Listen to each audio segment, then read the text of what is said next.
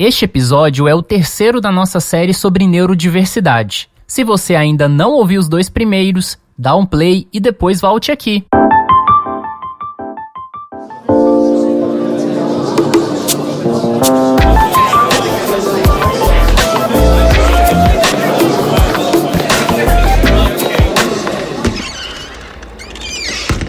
Introvertendo, um podcast onde autistas conversam.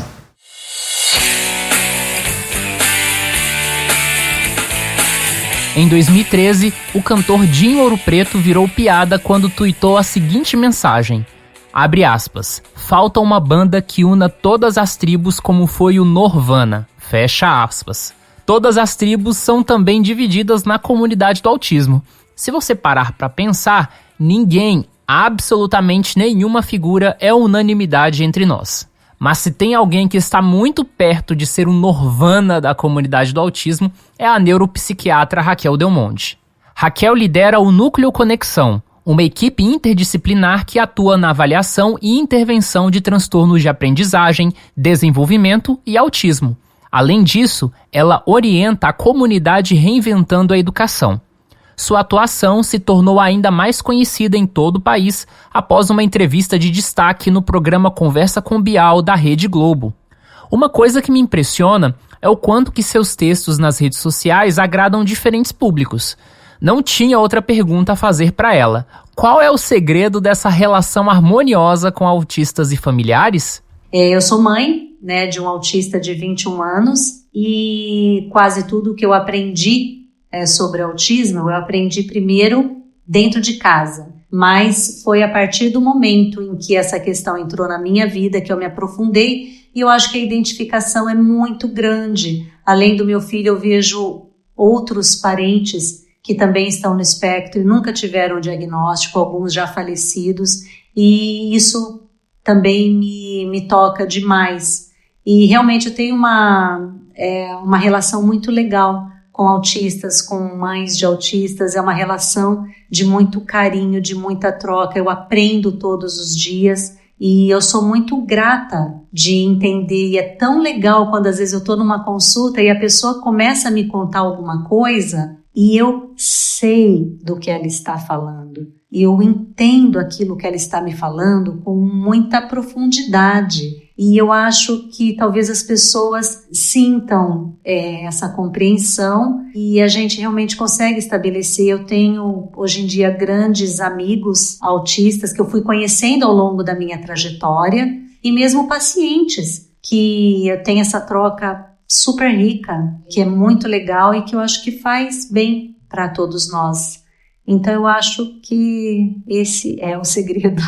Raquel percebe a heterogeneidade como uma característica inerente à natureza humana, tanto no âmbito biológico quanto no neurológico. No entanto, segundo a médica, a sociedade ainda não reconhece essa diversidade em sua estrutura organizacional. Ela vê o ativismo dos autistas como algo essencial para valorizar a pluralidade e preparar as estruturas sociais para acolher a todos, independentemente de suas diferenças. Raquel argumenta que a homogeneidade não existe em nenhum nível e acredita que devemos celebrar as características únicas de cada indivíduo. Ela também compartilhou sua perspectiva sobre as críticas direcionadas ao movimento, inclusive vindas de pais de autistas com dificuldades mais evidentes.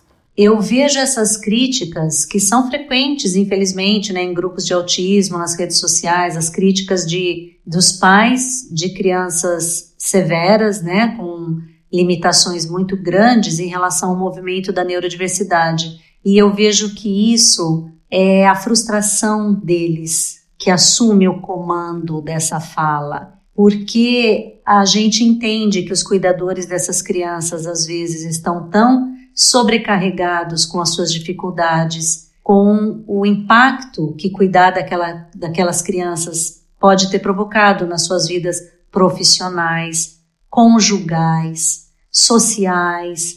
Então a frustração é tão grande, pode se somar a uma série de questões que eles estejam vivendo que incluam a dificuldade no acesso à terapia, a uma escola decente, a um serviço que abrace aquela criança. Eu acho que daí se mistura tudo e elas acabam sentindo um rancor do movimento da neurodiversidade, como se ele fosse só pura e simplesmente vamos aceitar que é bom ser diferente. O movimento da neurodiversidade não é só sobre ser bom ou ser ruim ou nada de ser diferente.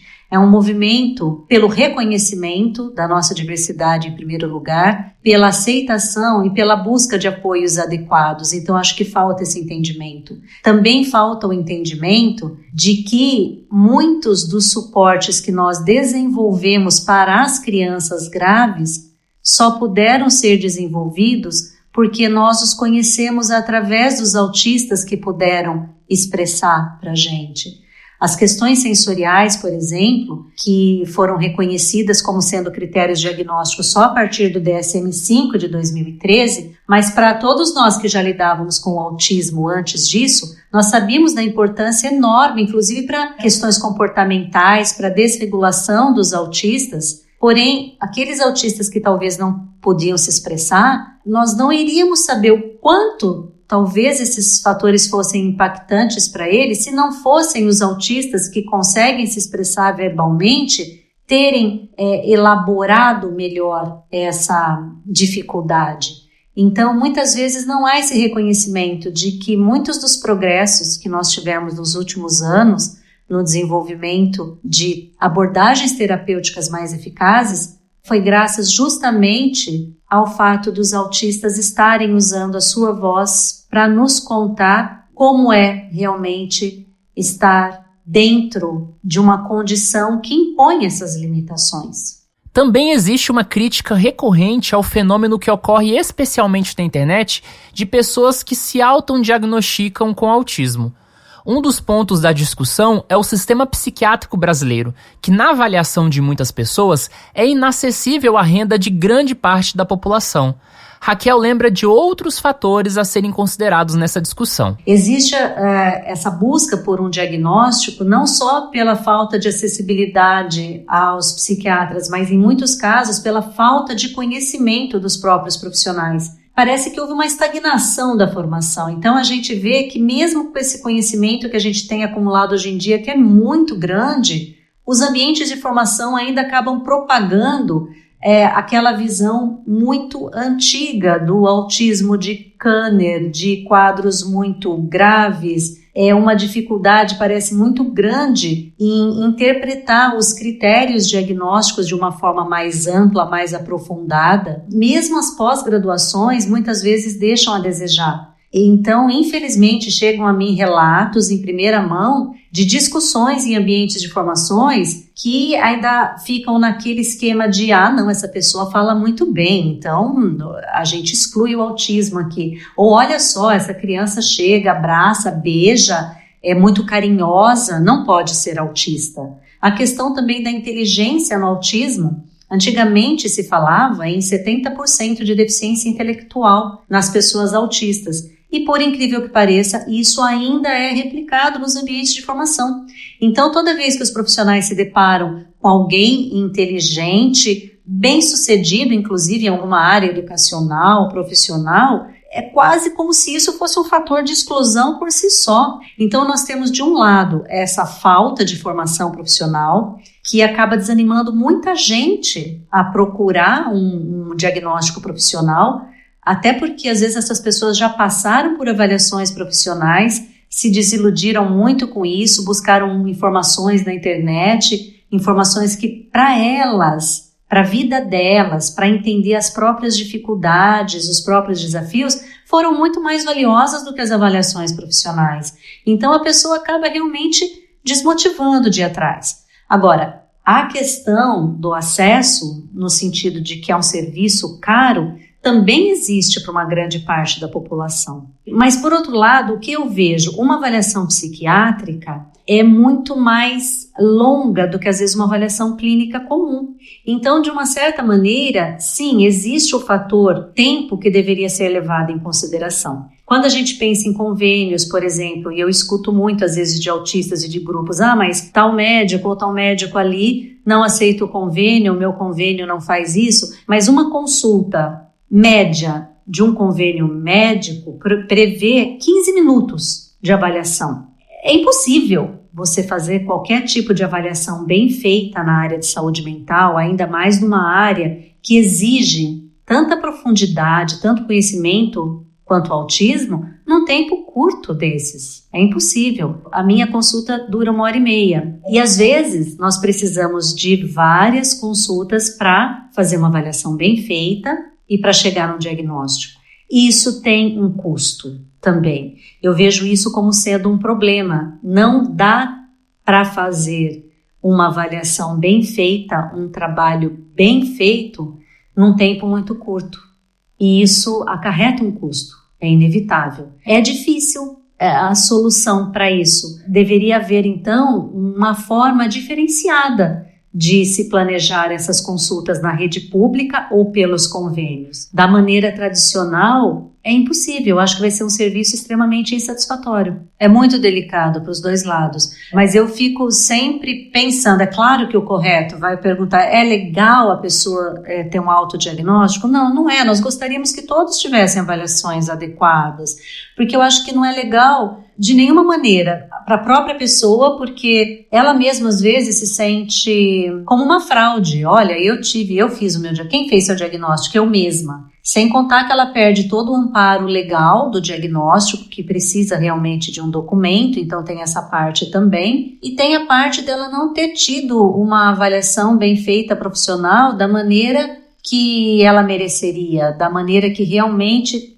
talvez trouxesse respostas adequadas para a vida dela. Então, o ideal realmente seria que não existisse o autodiagnóstico, mas de minha parte, sim, eu entendo quando isso acontece, porque a busca das pessoas por respostas não vai parar só pela dificuldade. Ela precisa entender algumas coisas. De fato, a maioria das pessoas enxerga a atual situação dos autistas no Brasil como desafiadora, o que torna o trabalho de Raquel ainda mais relevante em solo nacional.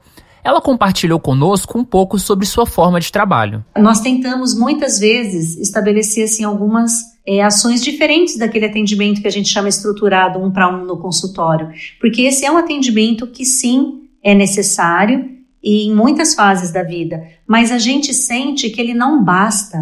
A gente vê às vezes o benefício que tem em alguns trabalhos em duplas, em trios, em grupos, o benefício de grupos para pais. Nós temos, por exemplo, um trabalho pioneiro que também é feito com crianças com dupla excepcionalidade, ou seja, aquelas com autismo e superdotação, que são crianças duplamente marginalizadas na escola, tanto por às vezes não ter um suporte adequado para as características do autismo e também para esse desempenho intelectual que é diferente. A nossa psicopedagoga, que é a Fabiana Garcia, faz esse grupo de dupla excepcionalidade. Então, a gente tenta desenvolver trabalhos diferenciados para construir esse repertório maior. E a gente acredita, na verdade, dá para fazer muito mais coisa. Nós estamos numa cidade pequena, várias coisas que a gente tentou fazer não teve adesão de pacientes, por incrível que pareça. É uma coisa que para mim até foi surpreendente, porque as pessoas estão muito acostumadas com esse atendimento estruturado 1-1. E nós acreditamos que tem muito mais a ser feito, né? Mas a gente segue tentando. Estamos sempre buscando novas maneiras de fazer essa construção de habilidades junto aos pacientes. Que olha, uma das coisas, por incrível que pareça, que a gente teve de resistência de autistas, aqueles considerados mais leves, né, entre aspas, também não queriam ter nada a ver, não queriam estar em mesmos grupos que autistas que fossem mesmo moderadamente mais comprometidos que eles. A gente tentava, sim, uma separação que é lógica, porque a gente tem que ver a afinidade do grupo, então por faixa etária, por afinidades. Claro que precisa ter uma coesão ao grupo, mas mesmo a gente tentando grupos mais homogêneos, em que a gente pudesse ter objetivos também mais homogêneos, nem sempre é fácil de conseguir isso. Mas é uma coisa que eu vejo, por exemplo, nos Estados Unidos, no Canadá, como é bacana esse atendimento em grupo. Eu acho que tem muito mais coisas que a gente consegue trabalhar em grupo que a gente não consegue individualmente. Mas, enfim, isso implica numa mudança de mentalidade e a gente tem conseguido isso pouco a pouco. As crianças, por exemplo, têm aceitado mais os atendimentos em grupo, em duplas, em trios, e os resultados têm sido muito legais, muito bacanas, principalmente no que se refere às habilidades sociais. O conceito de mudança de mentalidade abordado por Raquel é um dos principais aspectos enfatizados pelos defensores da neurodiversidade. E a celebração do Dia do Orgulho Autista, que acontece amanhã, é um reflexo dessa nova perspectiva. Este é o tema do último episódio da nossa série. Aguarde!